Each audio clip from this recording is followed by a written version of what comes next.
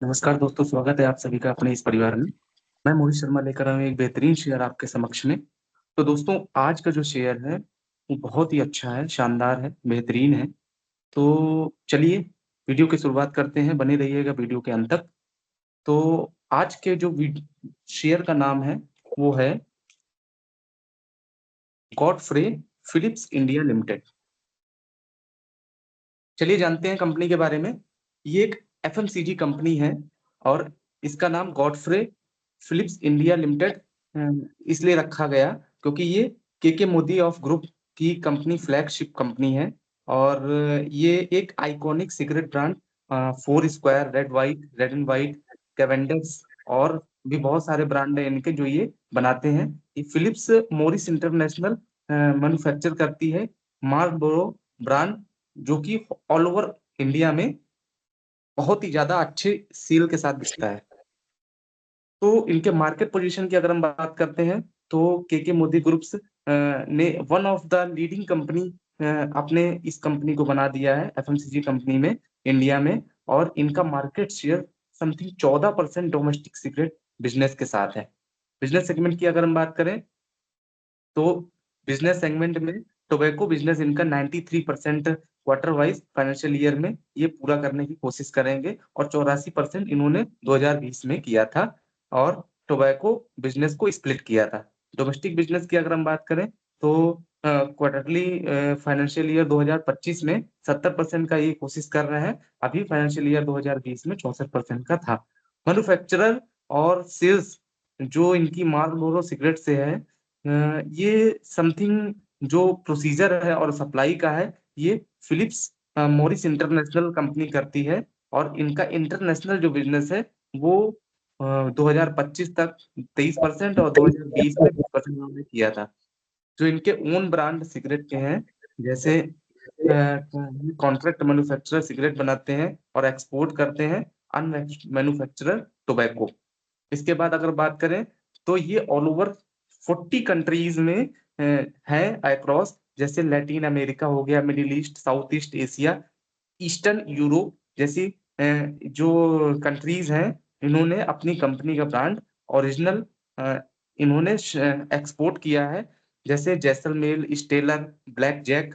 तो बहुत सारे इनके ऐसे ब्रांड हैं। इसके बाद बात करें तो नॉन टोबैको बिज़नेस की, तो 7% क्वार्टरली ईयर फाइनेंशियल ईयर 2022 2025 और 16% 2020 में नॉन टोबैको बिज़नेस को स्प्लिट करेंगे, जिसमें से कन्फेक्शनरी फेरेरो प्रोडक्ट आ जाते हैं।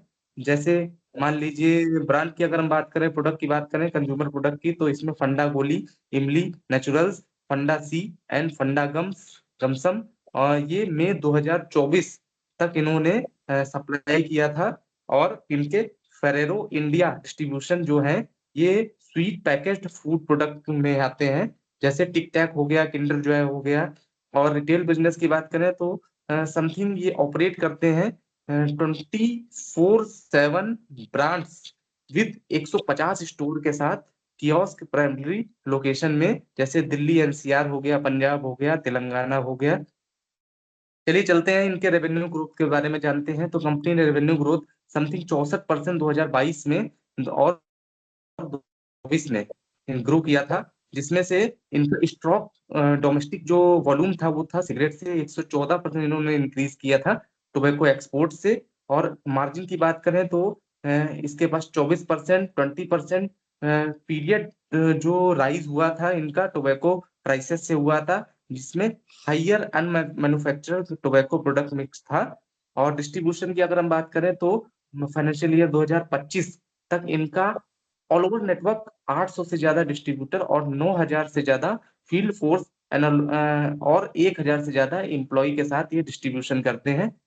इसके बाद बात करें रिटेल बिजनेस की, तो 2024 में कंपनी ने डिसाइड किया था कि अपने रिटेल बिजनेस से एग्जिट करेंगे और लॉन्ग टर्म परफॉर्मेंस के साथ रिटेल बिजनेस को इंसेप्शन, प्रिवेलिंग मार्केट कंडीशन और रिटेलिंग सेक्टर को लॉन्ग टर्म बिजनेस स्ट्रेटेजी के साथ ले जाएंगे कंपनी को। और कंपनी ने रिकॉर्ड भी किया कि इन्होंने इनका एक्सेप्शन लॉस जो था अराउंड 60 करोड़ रुपए था, जो इन्होंने कॉस्ट क्लोजर के साथ इम्पेयरमेंट किया था।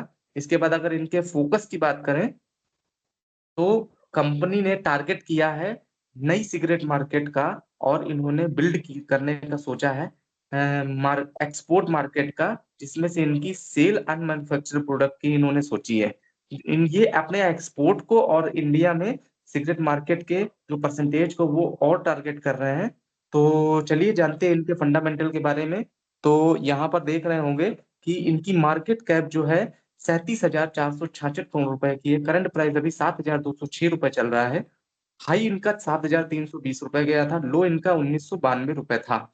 स्टॉक पी की बात करें तो 41.8 स्टॉक पी है, बुक वैल्यू 814 रुपए की थी। डिविडेंड की बात करें 0.78% है, आरओसीई 22% है, आरओई की बात करें तो 19% है, फेस वैल्यू इनकी 2 की है। चार्ट देख लेते हैं तो चार्ट 1 महीने में कुछ इस तरीके का था। 6 महीने की बात करें तो कुछ इस तरीके का हाई ग्रोथ में जा रहा है। 1 साल में भी हाई ग्रोथ में है, 3 साल में भी हाई ग्रोथ में है, 5 साल में भी हाई ग्रोथ में है, 10 साल में भी ऑल ओवर हाई ग्रोथ में है, और मैक्सिमम देखा जाए तो ये हाई पर है। तो आँख बंद करके आप शेयर को खरीद सकते हैं। मेरे हिसाब से आप चार्ट देख रहे हैं तो चार्ट बहुत ही बेहतरीन इंडिकेटर बना रहा है, और प्रो तो ऑलमोस्ट ये डेट फ्री कंपनी है, और इन्होंने प्रॉफिट ग्रोथ समथिंग 28% दिया है पिछले 5 साल में। इनके डिविडेंड पे आउट की बात करें तो 33% का इनका डिविडेंड है। कॉन्स की बात करें तो हाँ, थोड़ा से कॉन्स में स्टॉक प्राइस जो है 8.85 टाइम बुक वैल्यू से ज़्यादा ट्रेड कर रहा है। पीयर कंपैरिजन की बात करें तो ये टोबैको प्रोडक्ट की कंपनी है सेक्टर में, जिसमें से आ जाते हैं आईटीसी हो गया, गॉडफ्रे फिलिप्स हो गया, वीएसटी इंडस्ट्रीज हो गया, एनटीसी हो गया।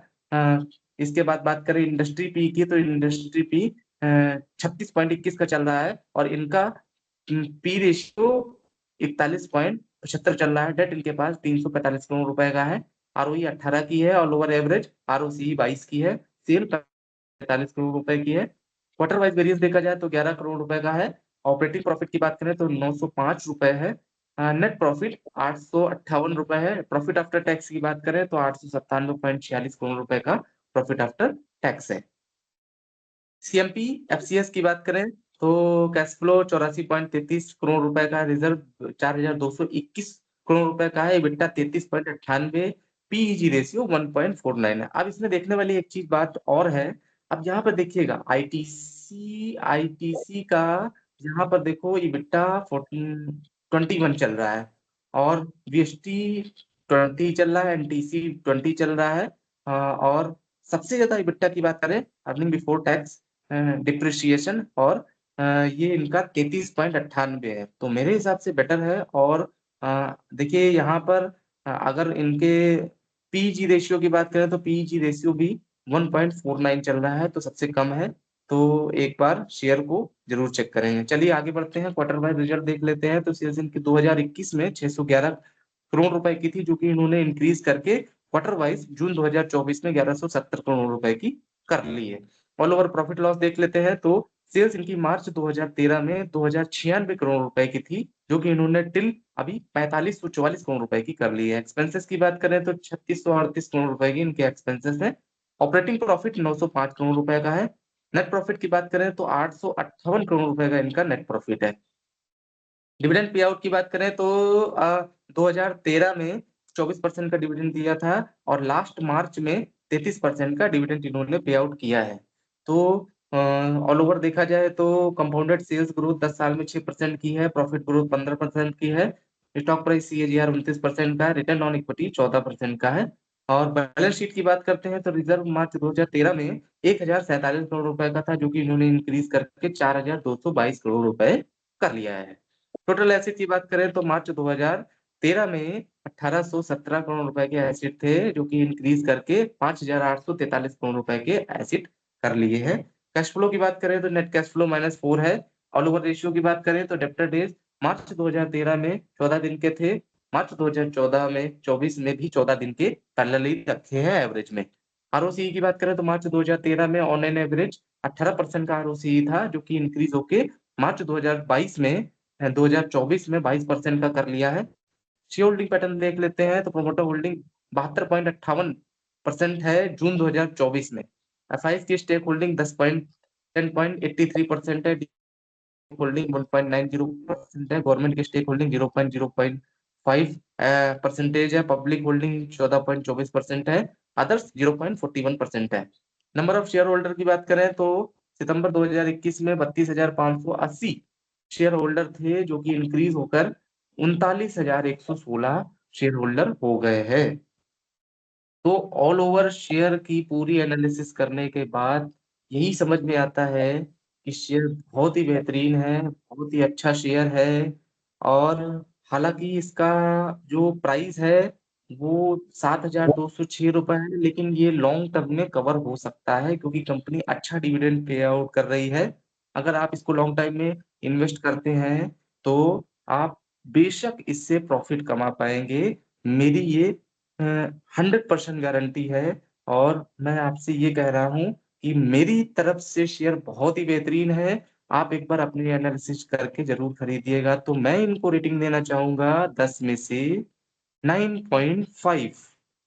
आप अपनी एनालिसिस जरूर करिए, कंपनी को समझिए, कंपनी के मार्केट पोजीशन को समझिए, कंपनी के बारे में जानिए, कंपनी के प्रॉफिट रेवेन्यू के बारे में जानकर डीप एनालिसिस करने के बाद ही शेयर को खरीदें। और 100% श्योरिटी है कि ये शेयर बहुत ही बेहतरीन है और आपको अच्छा प्रॉफिट देकर जाएगा। और बाकी मैंने शेयर के बारे में सारी जानकारी आपको प्रोवाइड कर दी है।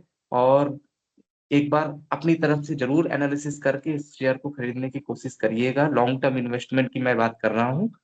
और बाकी एक चीज़ आपको और बता दे रहे हैं कि दोस्तों, किसी भी व्यक्ति के जीवन में बिना खोए कुछ नहीं मिलता है। देखिए, रिस्क तो लेना पड़ता है।